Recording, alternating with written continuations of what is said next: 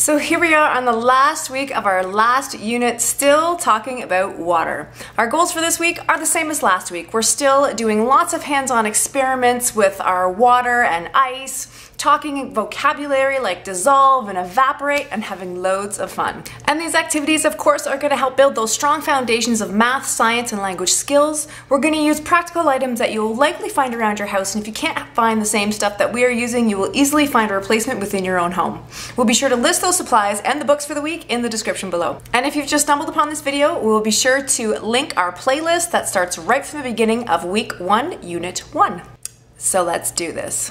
So after your morning circle time or calendar routine this morning, then you want to just reintroduce the topic of water by helping your kiddo recap and recall what we learned last week.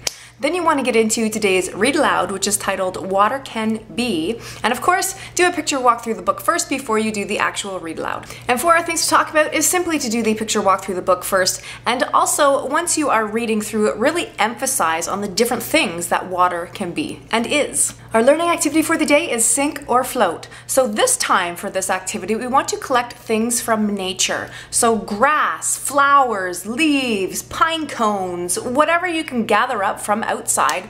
Put it in a bucket and then grab yourself a big bin or the sink or the tub, wherever you can fill water. We used a small bucket outside this time because our water table's full of sand and I really didn't feel like cleaning it. And then have your kiddo start putting stuff in the water. Ask them if they think it's gonna sink or gonna float. Show them what it means to sink or float if this is new vocabulary to them.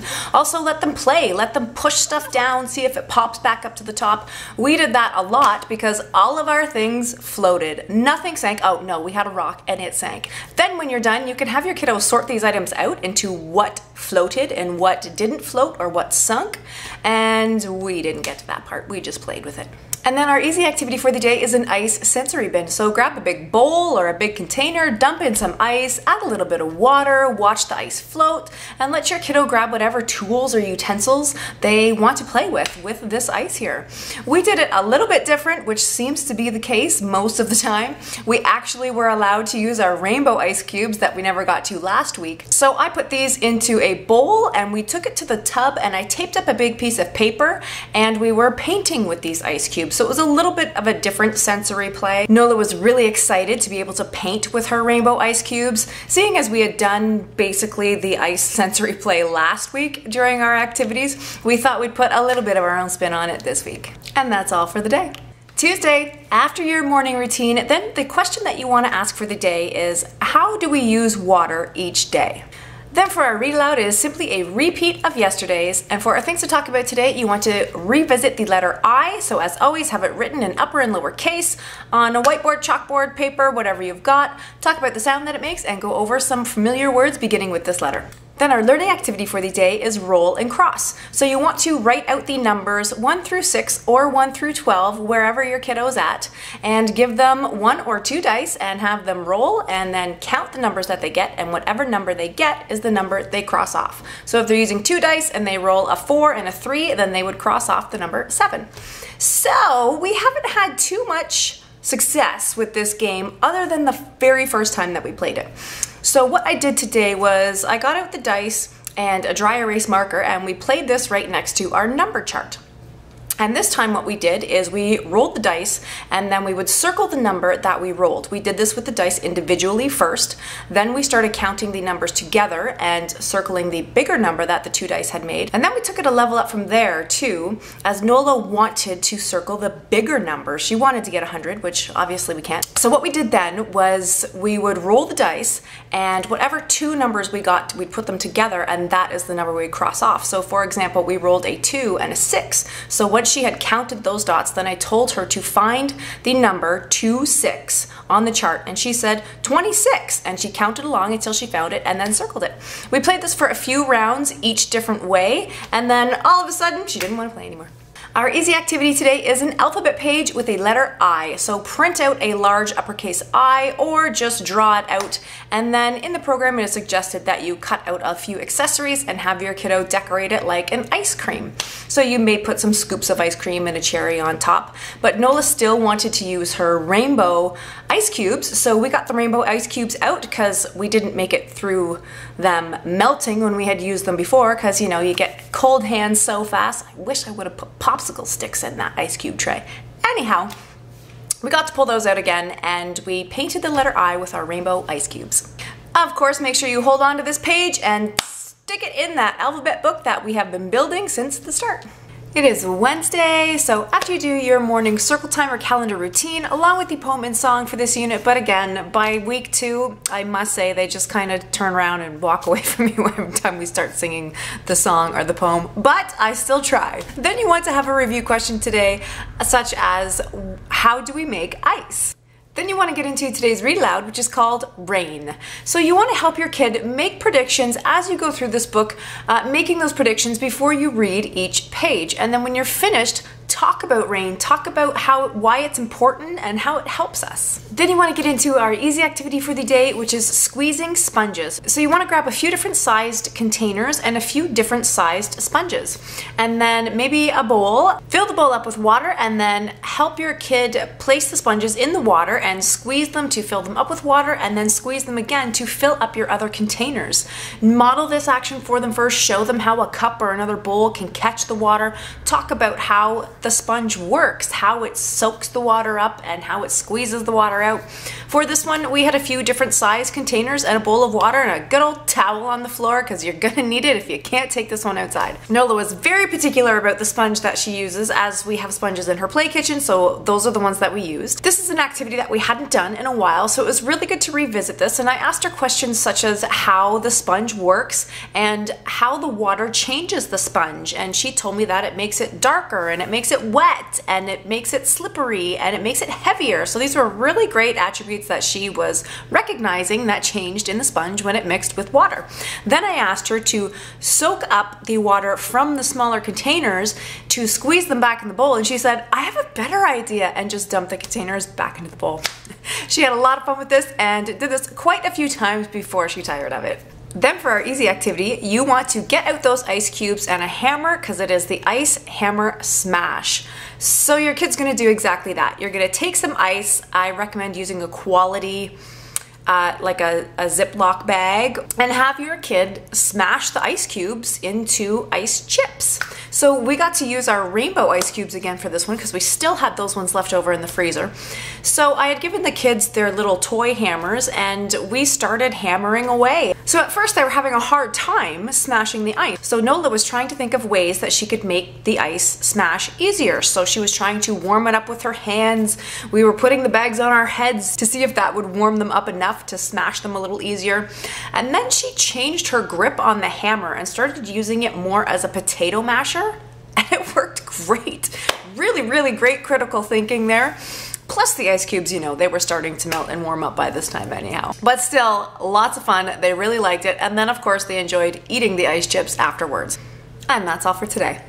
It is Thursday today and something has gone wrong with my camera, so I only seem to have the audio for today's summary. So after you finish your morning time circle or calendar routine, then you want to get into today's review topic question, which is how many times have you used water today?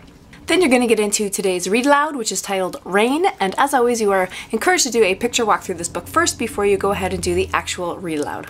Then our learning activity for the day is ice cube tray counting. So grab a pair of dice, grab a squirt bottle, and an ice cube tray. Now you can use 1 or 2 dice, whatever is appropriate for your kid wherever they're at. Have them roll the dice and then count the number that they have rolled and then fill up that many cubes in the ice cube tray using their squirt bottle. Put food coloring in the water, have a couple of bottles, let them do some color mixing if they wish. We used 2 dice for this game and 2 different colors of water, and we took turns rolling and counting and filling, and then as we would get to the end when there was only a few sections left on the ice cube tray, we would roll the dice and count that number, and then count the empty squares and see if we had enough squares left or if the number that we rolled on the dice was bigger. So this was a fun game. We played this probably about 20 minutes or so. Nola really liked it. And then we got into basically just a water sensory bin color mixing mashup, which was a lot of fun, and we took outside. Then our easy activity for the day is spray bottle painting. So give your kiddo a spray bottle with just some water in it, take them outside if the weather is permitting, and have them spray just stuff, lots of stuff. Spray flowers, spray the dirt. We sprayed our fence, we sprayed a big rock, we sprayed some dirt, the grass, a tire, our trailer, to see how the water would change the item that we were spraying, if it changed at all. So this is where we got into a conversation about absorption again, and how certain surfaces and materials will absorb the water, so the water will change the color of that material, or things that don't absorb the water simply runs down and makes it look wet. This is something we do quite often with the spraying, although it's usually in the house, and the kids love spraying the cupboards and the windows. I think mostly because it's entertaining to see that water run down whatever it is they're spraying. But they do always mop it up. And that's all for today. It is Friday. This is it. It is the last day of our last unit. Wow, how much fun have we had? Let's get to today's activities first. So after your morning routine, you're going to want to get right into today's read aloud, which is titled Piggy in a Puddle. And then for our things to talk about, you want to help your kiddo recap and recall the sequence of the story with the beginning, middle, and end.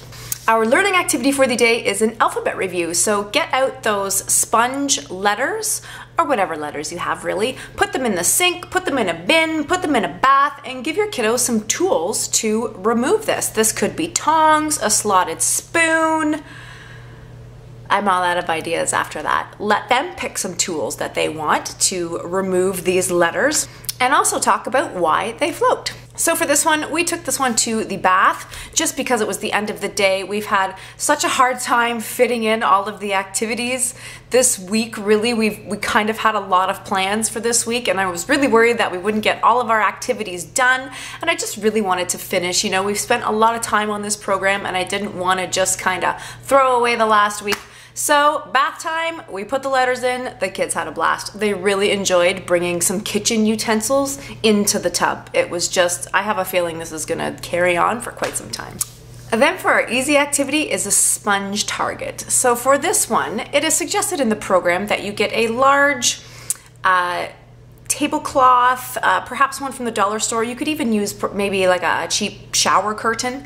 Paint on a big red circle with a target in the middle. Get yourself a bucket and some sponges and have target practice. Throw those sopping wet sponges at that target. Your kids are gonna have a blast. The paint is going to run off. So make sure you do it outside if that's the route you're choosing to take, or somewhere you don't mind some red paint running onto, and let the kids just have fun. So it has been blistering hot, like unhealthy to go outside for the past week or more, or who knows, a lot this summer anyways. So we brought this inside, and at first we tried it on the whiteboard side of our easel. We drew a target, we had our sponges, we were having a good time throwing them, but the problem with this was we couldn't really see where we had been hitting it unless we marked away some of the red. So then we flipped it over onto the chalkboard side so that at least it would leave a wet mark and we could see where our sponges were landing. Nola had a lot of fun with this one, and I suspect so just because usually we're not allowed to throw things. I mean, that's a pretty standard rule around this house is, you know, don't throw things. Another suggestion for this game, if you don't have maybe an easel or somewhere that you can play this without making a mess, take it in the bath. If you have a dry erase marker and probably not tiles around your tub, this will probably work for you. Draw a big old target on the wall. Give them maybe their letters, their alphabet letters. If you're doing that review, you could combine the two activities and do them together. I'm sure you'll figure something out. It's a really fun one. Don't skip this activity. So that is it for the day, that is it for the week, and that is it for our program. I mean, yes, we did skip one unit, but we've had so much fun doing this preschooling program, and I must say, it kind of worked out perfectly. We started it in November of 2020, and here we are finishing right at the end of August in 2021.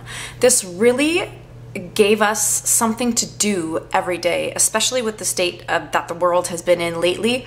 It's kind of hard to stay home with little kids and not just do the same things over and over every single day. And this program was fantastic. To have a couple of simple activities to complete every day with a new book to read as well, that is part of a comprehensive program, has been one of the best things I felt that we could have done for all of us. We've all had a lot of fun playing these games and these experiments and doing these activities, and just watching the progression of the kids and what they are capable of and the ideas that they come up with while we are engaging in these activities has truly been awesome. I highly recommend, if you have a toddler or preschooler at home, find yourself a program that you think will work for you. You will not regret it. If you liked this video, please show us and give us a thumbs up, or maybe share us with somebody who you think might enjoy this as well, or consider subscribing. Thanks.